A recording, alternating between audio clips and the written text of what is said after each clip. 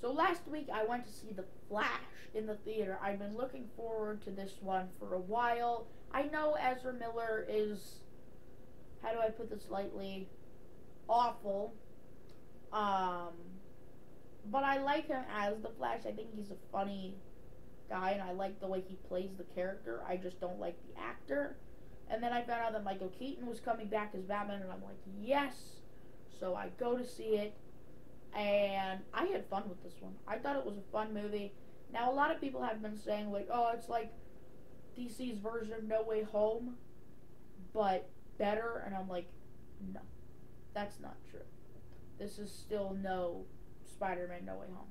However, it was quite a fun movie. I saw it with my grandma and my brother in the theater, and we got a kick out of it. I had fun with it. Michael Keaton as Batman was awesome as ever. Actually, this might be the best Michael Keaton Batman movie. I don't consider it a Batman movie, but the best movie in which Michael Keaton plays Batman. I like Batman and from 1989, but I think I might like this one more. It's certainly not Batman Returns, because I saw it the night before I saw this movie. Oh my gosh, I regret it so much. That movie was horrible. But just a fun one. I mean, it's kind of like, I know I've heard I haven't read Flashpoint, but I've heard that it's basically the movie version of the Flashpoint storyline from the comics. So, yeah, and it does a good job at doing that. It's a fun one. Ezra Miller was very good in it. Michael Keaton was very good in it. The girl that plays Supergirl, she was good in it. And then it's got such a great ending. Okay. Again, if you haven't seen this movie, I'm about to throw out a huge, huge spoiler. So if you haven't seen this movie, you intend to see it, skip a little bit in this video. All right, you ready? 3, 2, 1. So the end, like, they go and they're in the courtroom, and his dad gets out because they do some redoing of the footage done by Wayne Enterprises, and Barry Allen walks out, and they're releasing his dad, and everybody's happy, and then Bruce Wayne calls him, and he's talking on the phone. He's like, "Oh, Bruce, it's so good to hear your voice." And he goes, "Where are you?" And he goes, "I'm driving up right now." He drives up. You see his feet, and then they show his face, and it's George Clooney. George Clooney Batman. I haven't seen Batman and Robin yet, but I know that's one of the most hated movies of all time. And it's George Clooney Batman. I just started laughing hysterical in the theater. Of course they do this. And it was just so hilarious to me that they ended up doing that. And it was just so funny. Such a funny way to end that movie. Especially the way that Barry Allen reacts to it. It was just amazing. So, such a great movie.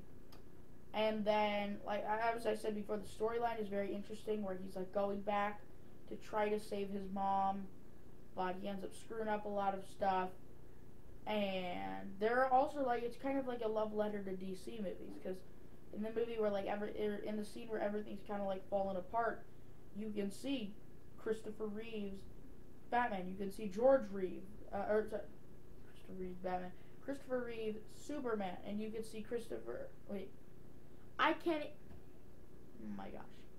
You see Christopher Reeve's Superman, and then George Reeve, or I can't remember which one's Reeve and which one's Reeves, but you see his Superman, and you kind of get to see Adam West Batman, and it was fun. I liked all those. Now, the whole movie, I was praying. I'm like, please, please give me Christian Bale's Batman. Sadly, we didn't get Christian Bale's Batman. That would have been so cool.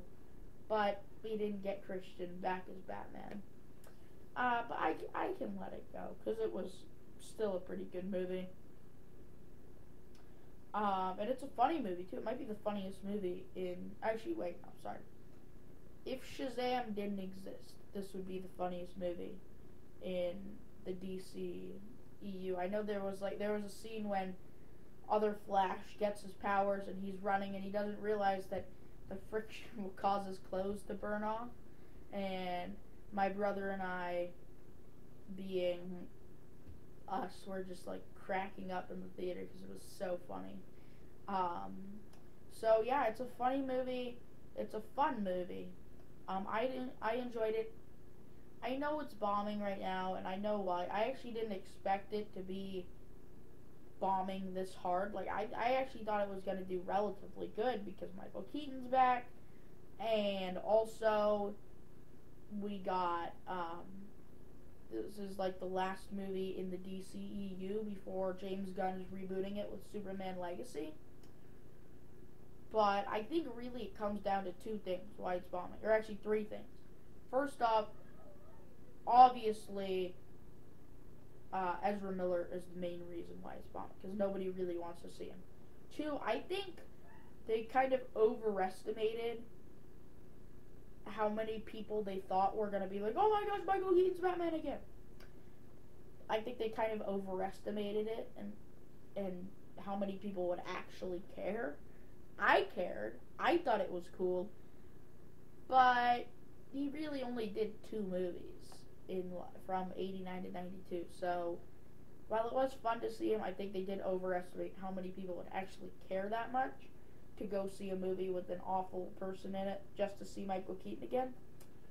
But 3, I think it's really like, people know they're rebooting the DC universe, so nobody really cares or knows why they should go see another DC movie.